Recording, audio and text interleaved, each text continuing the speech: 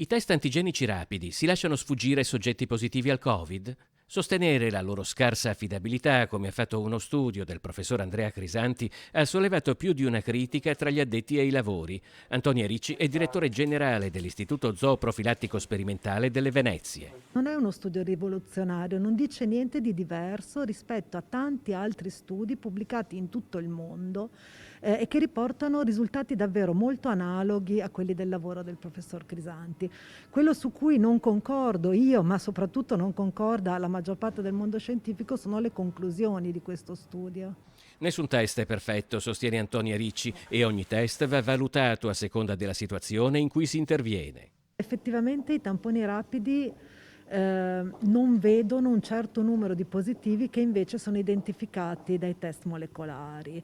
Dobbiamo anche considerare che molti campioni che i test antigenici vedono come negativi e che invece sono positivi in PCR, in realtà non sono contagiosi.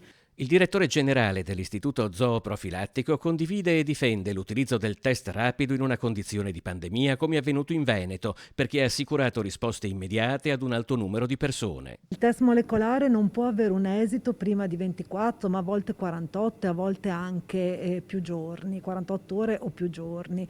E in questo caso pazienti magari con elevata contagiosità, elevata carica virale, possono contagiare altre persone. Il test antigenico è in grado di identificare questi individui come positivi e quindi è possibile isolarli immediatamente.